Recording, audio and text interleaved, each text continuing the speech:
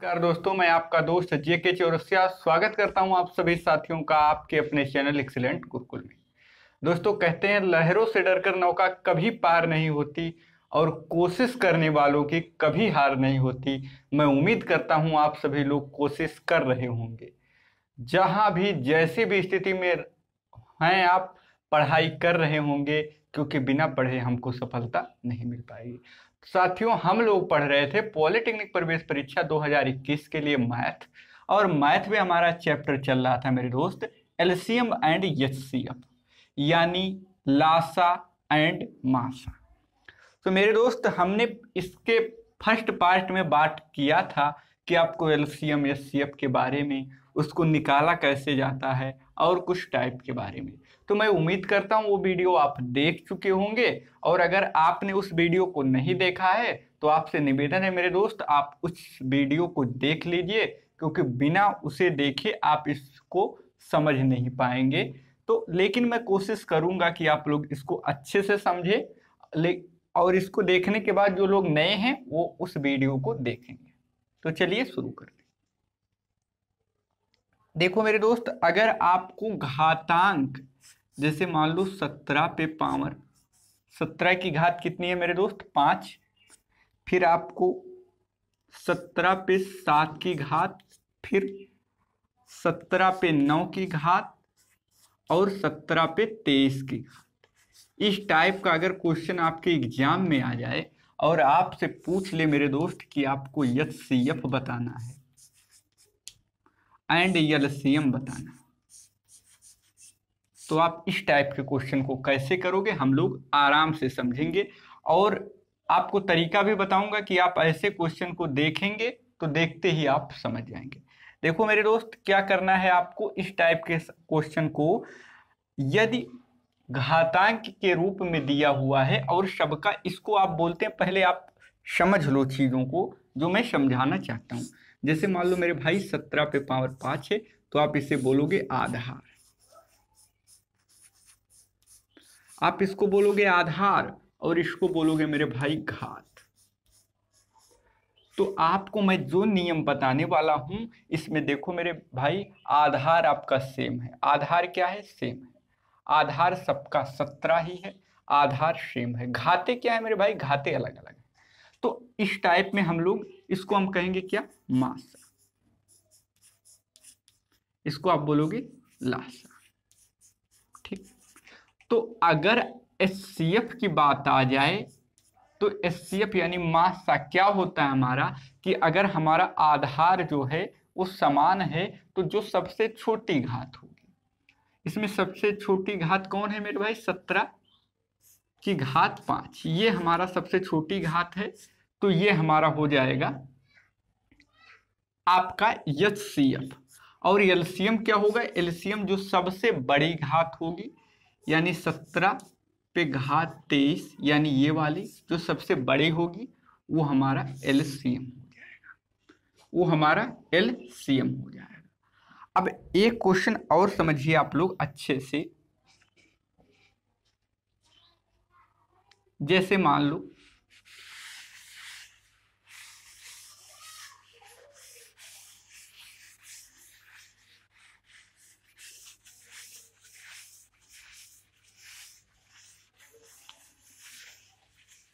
अब आपके दिमाग में आता होगा कि भाई आप मुझे ये बताइए कि अगर यदि आधार जो है वो बराबर ना हो, तो आप लिखिए यदि आधार बराबर ना हो, यदि आधार बराबर ना हो, बराबर ना हो, तो कैसे करेंगे?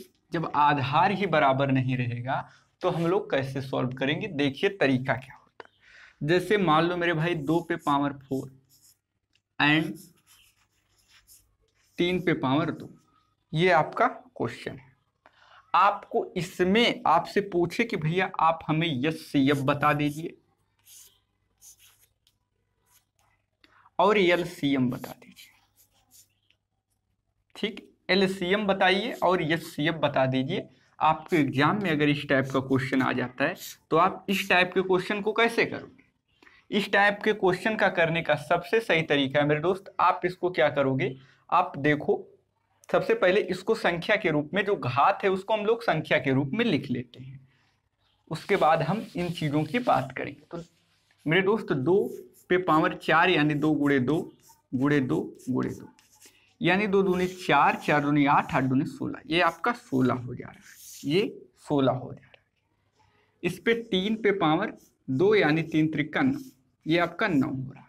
यानी इसमें हमको सीधी सी बात है कि ये 16 है और ये 9, इन दोनों का हमको एलसीएम भी बताना है और एचसीएफ भी बताना है। तो अब आप क्या करोगे, 16 और 9 का, अब एचसीएफ की बात आ जाए, जब एचसीएफ की बात आ जाए मेरे भाई, तो देखो 16 यानी अब देखो 2 पे पावर 4 और 3 पे पावर 2, मतलब ऐसी कोई संख्या नहीं है जो इसमें हो और इसमें भी हो। कौन सी संख्या, एक है, एक है। तो जब ऐसी संख्याएं आ जाएं, अभाज्य संख्याएं जो एक से कटें और स्वयं से कटें, तो उनका जो मासा होता है मेरे भाई वो सदैव एक होता है। इसको आप इंपॉर्टेंट पॉइंट करके लिखेंगे कि ऐसी संख्याएं जो अभाज्य हों यानी स्वयं से कटें और एक से कटें, तो ऐसी परिस्थितियों में हमारा जो मासा यानी महत्तम समाप्त वर्तक होगा, एचसीएफ होगा, वो एक होगा। इतना आपको क्लियर हो गया होगा। अगर इसमें हम एलसीएम की बात करें मेरे भाई, एलसीएम की अगर हम बात कर लेते हैं तो एलसीएम आपका कितना होगा, आपका एलसीएम होगा इन दोनों के गुणनफल के बराबर, इन दोनों के गुणनफल के बराबर होता है, इन दोनों के गुणनफल के बराबर होता है। इन दोनों का गुणनफल कितना होगा, तो आप करोगे तो 9 6 54 यानी 5, फिर 9 और 5 14 यानी 144। आपकी समझ में आ गया होगा। अगर नहीं आ रहा है तो देखो मेरे दोस्त, फिर से मैं आपको बताने का पूरा प्रयास कर रहा हूं। मैं कोशिश कर रहा हूं कि आपके एग्जाम में कोई भी क्वेश्चन आप लोगों से ना छूटे। कैसे, देखो जैसे मान लो आपको कोई संख्या 2 दिया और 3 दिया, 2 दिया और 3 दिया, आपको इस संख्या में कहा कि आप एचसीएफ बताइए। एचसीएफ का मतलब होता है मासा। आपसे पूछ ले मेरे भाई कि आप 2 और 3 का एचसीएफ बताइए। तो एचसीएफ की बात हमने आपको बताया कि जब कोई भी संख्याएं, यानी जैसे मान लो आपका 8 है और 16 है, तो इसमें हम लोग देख रहे हैं कि 2 गुणे 2 गुणे 2, और इसमें 2 गुणे 2 गुणे 2 गुणे 2, तो यहाँ 2 2 कॉमन मिल रहा है ना। तो ऐसी परिस्थितियों में मेरे भाई यहाँ कुछ ये अभाज्य संख्याएं हैं, 2 और 3 अभाज्य संख्याएं हैं। तो ऐसी संख्याओं का जो मासा होता है वो सदैव एक होता है। अगर मान लो यहाँ पर 5 भी आ जाए तो भी इनका मासा सदैव एक होगा। लेकिन अगर हम एलसीएम की बात करें मेरे भाई, एलसीएम की बात करें तो एलसीएम इनके गुणनफल के बराबर होता है, यानी 2 गुणे 3। अगर 5 आ गया तो 5 भी हो जाएगा, तो 5 3 15, 15 दूनी 30, यानी इसका एलसीएम हो जाएगा 30। मैं उम्मीद करता हूं आपको अच्छे से समझ में आ गया होगा, और अगर आप लोगों को समझ में आ रहा है तो आप लोग लाइक करिए और वीडियो को शेयर करिए। आप जब इसको शेयर करोगे तो हमें भी मोटिवेशन मिलता रहेगा कि हम अच्छे आपके लिए और अच्छे क्वेश्चन लाते रहें। साथियों, अब हम लोग चलते हैं अपने दूसरे क्वेश्चन की तरफ।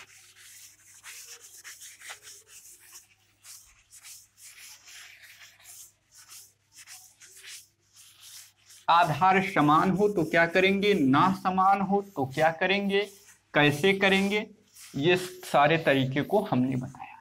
अब मेरे भाई कभी कभी आपके एग्जाम में ऐसा डरावना सवाल आ जाता है जिसको देख के बहुत से लोगों को समझ में नहीं आता, लेकिन जब हम इसको सॉल्व करते हैं, अगर आपको तरीका मालूम हो तो आप ऐसे क्वेश्चन को सेकंडों में कर सकते हो। इस टाइप का सवाल अगर आ जाए कि 2 पे घात -3 और 3 पर घात -2 का आपको एलसीएम बताना है। क्या बताना है मेरे भाई, एलसीएम। क्या बताना है आपको एचसीएफ बताना है। एचसीएफ और एलसीएम का खेल सेम ही है, बताएंगे हम सारे चीजों के बारे में। एचसीएफ यानी मास। तो कल हमने आपको बताया। तो मेरे दोस्त इसको आप क्या करोगे, जब इस टाइप का क्वेश्चन आ जाए, जब इस टाइप का क्वेश्चन आ जाए तो उसको करने का तरीका क्या है मैं आपको बताऊंगा, लेकिन सबसे पहले हम आपको छोटी सी चीजें समझाना चाहते हैं जो आपको समझ में आ जाए। तो आप इस क्वेश्चन को, जैसे 2 पे पावर 1, तो इसको आप कितना लिख सकते हो, 1/2। ऐसा होता है ना। कैसे होता है, जैसे देखो जब आप इसको करोगे ऊपर ले जाओगे तो 2 पे -1 हो जाएगा, 2 पे घात -1 का हो जाएगा। 3 है मेरे भाई, 1/3 है, जब इसको ऊपर ले जाओगे तो -3 पे इनवर्स हो जाएगा, यानी 3 पे पावर -1 हो जाएगा। यानी इस रूप को हम इस रूप में भी लिख सकते हैं और इस रूप को हम इस रूप में भी लिख सकते हैं। सबको क्लियर हो गया होगा। तो चलो करते हैं हम लोग इस क्वेश्चन को सॉल्व। इस क्वेश्चन को अगर सॉल्व करेंगे मेरे भाई तो एक हो जाएगा और ये नीचे आएगा तो 3 घात है तो 3 घात नीचे आएगी 2 की, और ये हो जाएगा आपका 3 गुणे 3 नीचे आएगी तो 1/3 और 1/3, 2 घात हो गई, 3 घात हो गई। अब देखो मेरे भाई ये आपका हो गया 1 और 2 दूना 4, 4 दूना 8, ये आपका हो गया 1/9। अब आपके समझ में आ गया ना। अब देखो क्वेश्चन कितना आसान हो गया।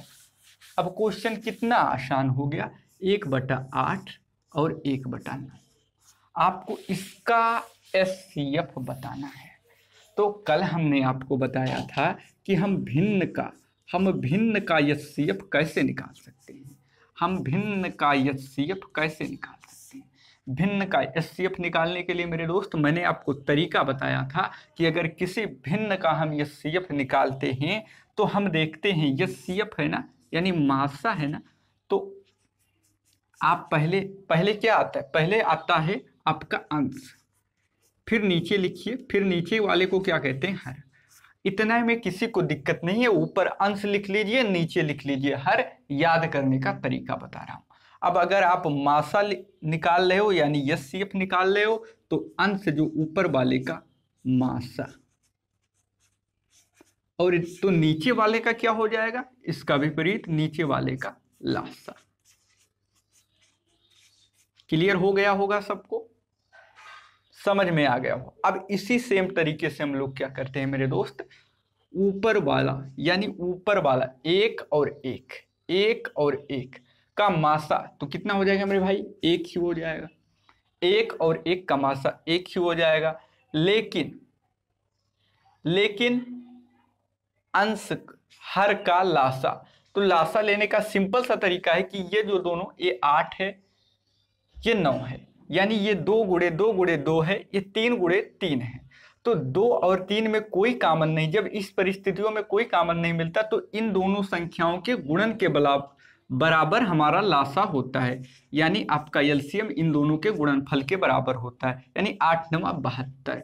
यानी इस क्वेश्चन का आंसर 1/72 के साथ चला जाएगा। अब अगर आपके समझ में ना आया हो, आप कहोगे कि आपने कैसे कर दिया 8 और 9 का एलसीएम, तो यहाँ आप लोग देख लीजिए 8 और 9 का एलसीएम कैसे हम लोग कर सकते हैं।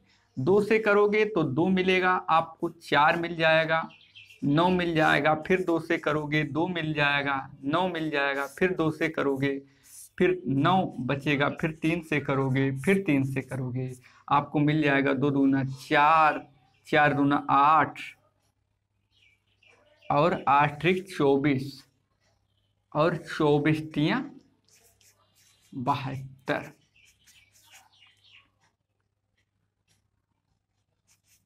ठीक, 24 तियां 72। तो आपको मैं उम्मीद करता हूं समझ में आ गया। अब हम लोग मेरे साथी अगले टाइप की तरफ चलते हैं कि अगला टाइप किस टाइप से आपके एग्जाम में आता है।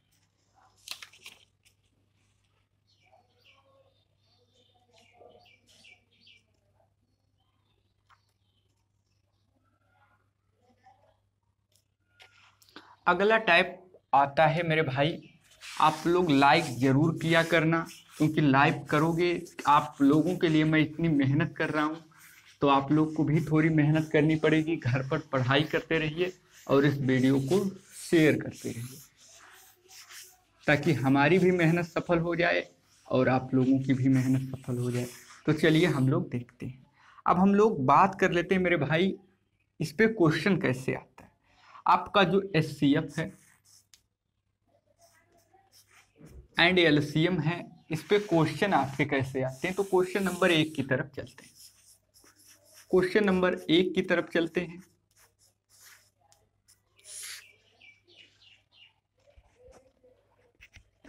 हम लोग मेरे दोस्त क्वेश्चन नंबर 1 की तरफ चलते हैं।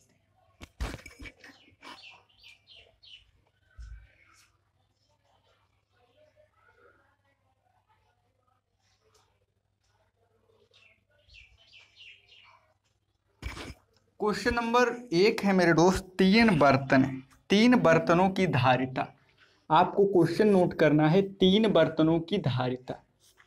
3 बर्तन हैं, बर्तनों की धारिता। आप लोग मेरे साथ नोट करते चलें कि 3 बर्तनों की धारिता क्रमशः कितने कितने हैं, 16 litre, 16 litre, 24 litre, 16 litre, 24 litre और 36 लीटर, और मेरे भाई 36 लीटर। क्वेश्चन आप लोग नोट करते रहें कि 3 बर्तनों की धारिता कितना है मेरे भाई, 16 लीटर, 24 लीटर और 36 लीटर। वह बड़े से बड़े माप का डिब्बा बताइए, लीटर है, और वह बड़े से बड़े माप का डिब्बा बताइए, वह बड़े से बड़े माप का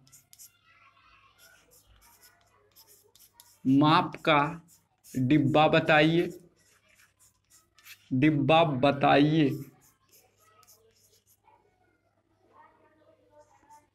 बताइए जो 3 बर्तनों के द्रव को पूर्ण संख्या में माप सके, जो तीनों डिब्बों को, तीनों बर्तनों के जो द्रव हैं, तीनों डिब्बों के द्रव को पूर्ण संख्या में माप सके, पूर्ण संख्या में माप सके, पूर्ण संख्या में माप सके। मेरे भाई क्वेश्चन आपका ये है, क्वेश्चन आपका ये है कि आपको क्या करना है, 3 बर्तन दिए गए हैं, कौन कौन, 16, 24 और 36। ये आपका क्वेश्चन है और ये आपका सॉल्यूशन मैं आपको बता रहा हूं। देखो क्या है, 16, 24 और 36 3 बर्तनों की धारिता दी हुई है और आपसे कह रहा है कि कोई एक बड़े से बड़े माप का डब्बा बताइए जो इन तीनों को क्या करे, पूर्ण संख्या में माप सके। तो मेरे दोस्त आप याद रखो, बड़े से बड़ा जब हमें पूछेगा, बड़े से बड़ा तो हम क्या करते हैं, मासा। जो मासा बड़े से बड़ा का मतलब आप इसका एचसीएफ निकालोगे। क्या निकालोगे मेरे भाई, एचसीएफ। ठीक, वही बड़े से बड़ा डिब्बा होगा जो इन संख्याओं को पूर्ण संख्या में माप सकेगा। अब आप इसका निकालो मेरे भाई, मासा। तो इसको मासा एक दो तरीके से निकाल सकते हो, एक तो आप फैक्टर मेथड से निकाल सकते हो और एक जो दूसरा तरीका है उससे निकाल सकते हो, भाग विधि से। तो हम लोग फैक्टर मेथड से निकालते हैं, फिर बाद में वो तरीका भी देखेंगे। अब देखो 2 दूना 4 और 4 दूना 8, 8 दूना 16, इतना आपको दिख रहा होगा। फिर आप करोगे जब 24 का करोगे तो 2 दूना 4 और 4 तियां 12 और 12 दूना 24। फिर आप जब 36 का करोगे तो 2 दूना 4 और 4 तियां 12 और 12 तियां 36, ये आपको मिल जाएगा। अब जब आप इसमें देखोगे मेरे भाई तो इसमें देखो 2 2 कॉमन मिल रहा है, इसमें भी 2 2, इसमें 2 गुणे 2 यानी 2 गुणे 2, 2 गुणे 2, 2 गुणे 2, 2 गुणे 2, यानी इस क्वेश्चन का जो वो बड़े से बड़ा डिब्बा होगा वो यही 2 गुणे 2, 2 गुणे 2, 2 गुणे 2 सब में कॉमन होगा, यानी 2 गुणे 2 आपका आंसर हो जाएगा, यही वो बड़ा से बड़ा डिब्बा होगा, यानी 4। इस क्वेश्चन का आंसर 4 के साथ चला जाएगा मेरे भाई। मैं उम्मीद करता हूँ आपको ये क्वेश्चन समझ में आ गया होगा। आप लोग इस क्वेश्चन को नोट करें और हम लोग अगले क्वेश्चन की तरफ चलते हैं। अगले क्वेश्चन को हम अच्छे से पढ़ेंगे। मैं उम्मीद करता हूँ यहाँ तक आप लोगों को पूरा क्लियर दिख रहा होगा। करने का तरीका क्या है वो मैंने आपको बताया। दूसरा तरीका भी आप देख सकते हो।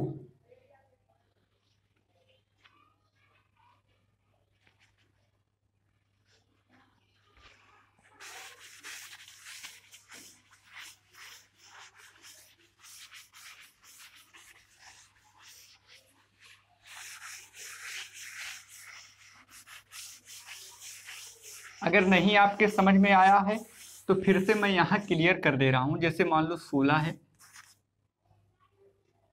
24 है और 36 है। इसको आप करोगे 2 गुणे 2 4 और दूनी 8, 8 दूनी 16, इतना इसका फैक्टर करोगे। अब इसका जब फैक्टर करोगे तो 2 दूनी 4, 4 तिया 12 और 12 दूना 24। इसका जब करोगे मेरे भाई तो आप 2 दूनी 4, 4 तिया 12 और 12 तिया 36।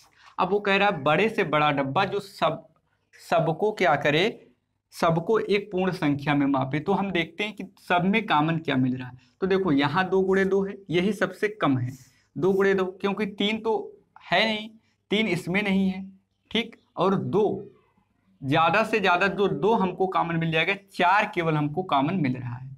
देखो इस तरीके से हमारा 4 सब में कॉमन है, 2 गुणे 2 सब में कॉमन मिल रहा है। तो इस क्वेश्चन का आंसर क्या हो जाएगा मेरे दोस्त, 4 हो जाएगा। 4 हो जाएगा, 2 गुणे 2 यानी 4, 2 दूनी 4।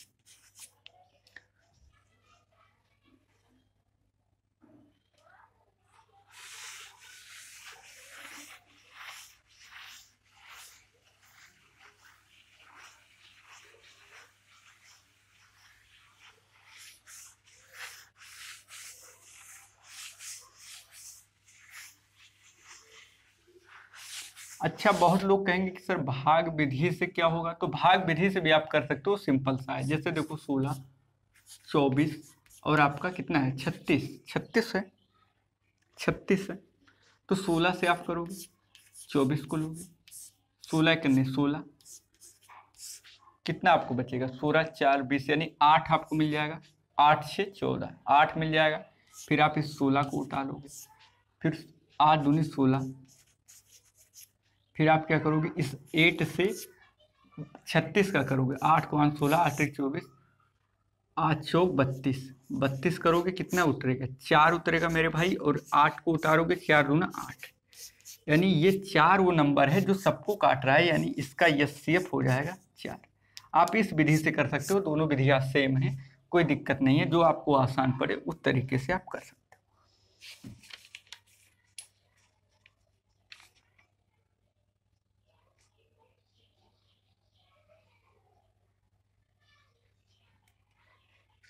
अब आपको एक क्वेश्चन बताने जा रहा हूं जो घंटियों पर आधारित है। जैसे आपके एग्जाम में आते रहते हैं घंटियों के क्रम में कि घंटियों वाले क्वेश्चन, आप लोग मेरे साथ लिखते चलना, फिर हम लोग जल्दी जल्दी इस क्वेश्चन को सॉल्व कर लेंगे।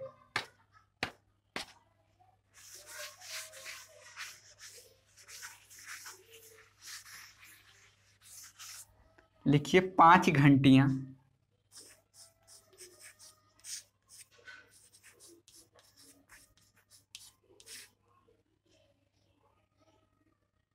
5 घंटियां जो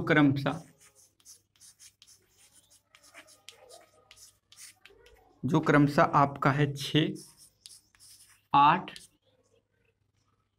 10 12 15, 6 8 10 12 15 सेकंड के अंतराल पर बजती हैं। सेकंड के अंतराल पर बजती हैं। आप लोग क्वेश्चन को नोट कर लें कि सेकंड के अंतराल पर बजती हैं, सेकंड के अंतराल पर बजती हैं, के अंतराल पर बजती हैं, अंतराल पर बजती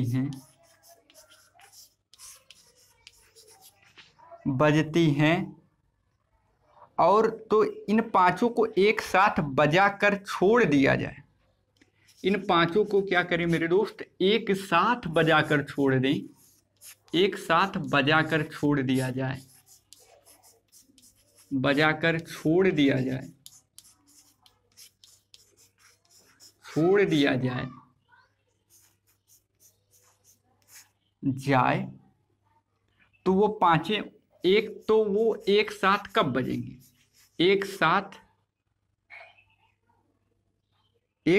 कब बजेंगे, यानी कब का मतलब कितने टाइम बाद, कितने टाइम बाद वो एक साथ बजेंगे। क्या आपसे क्वेश्चन इस टाइप का आ सकता है मेरे दोस्त कि 5 घंटियां हैं जो क्रमशः आपका 6, 8, 10, 12, 15 सेकेंड के अंतराल पर बजती हैं, तो इन पांचों को एक साथ बजाकर छोड़ दिया जाए तो वो एक साथ कब बजेंगी। अब ऐसा जब आपके एग्जाम में क्वेश्चन आ जाता है तो इसके लिए हम क्या करते हैं, वो पांचों एक साथ कब बजेंगी, तो इस क्वेश्चन का हम निकालते हैं क्या निकालते हैं इस क्वेश्चन का एलसीएम। क्या निकालते हैं मेरे भाई? एलसीएम। इस क्वेश्चन का हम एलसीएम निकालते हैं क्योंकि ये 5, 8, 10, 12 और ये कम से कम कितने अंतराल पर बजेंगी, जितना इसका एलसीएम होगा। इन जो पांचों संख्याएं हैं उनका एलसीएम के बराबर। तो देखो 6, 8 और आपका कितना है 10, 12, 15, इसका हम लेते हैं एलसीएम। एलसीएम लेंगे मेरे भाई तो आप 2 से करोगे, 2 3 6, 2 चौक 8, 2 5 10, 2 6 12, 15 हो गया। फिर आप 3 से करोगे, 3 से करोगे तो 3 इकन्नी 3, 4 हो गया। यहाँ कर लेते हैं क्योंकि बड़ा हो सकता है सॉल्व हो जाए। इस क्वेश्चन को मैं उम्मीद करता हूँ आप लोग नोट कर चुके होंगे। अगर नहीं नोट किए होंगे तो आप जिस भी राइटर का बुक लिए होंगे उसमें इस टाइप के क्वेश्चन होंगे, तो आप इस टाइप के सारे क्वेश्चन करना। क्वेश्चन क्या था मेरे दोस्त? क्वेश्चन याद है कि 5 घंटियां जो एक साथ क्रमशः 6, 8, 10, 12 और 15। तो पहले ये तो गिन लें कि 5 घंटियां तो 5 ही नंबर होने चाहिए, 1, 2, 3, 4 और 5। अब हम कर लेते हैं इनका एलसीएम। 2 से करेंगे, 2 3 6, 2 चौक 8, 2 5 10, 2 6 12, 15 करते हैं। फिर मेरे भाई आप चाहो तो 5 से करो, 3, 4 उतारा, 5 इकन्ने 5, 6, 5 3 15। अब फिर आप 2 से करो, 2 से करेंगे तो 3, 2 दूनी 4, 1, 2 3 6, फिर 3। फिर आप 3 से करोगे तो 3, 2 बचा, 3, 1, 1। अब 1 2 कितना हो जाएगा? 5 दूना 10, 10 दूना 20, 20 3 60 और 7 दूना 120।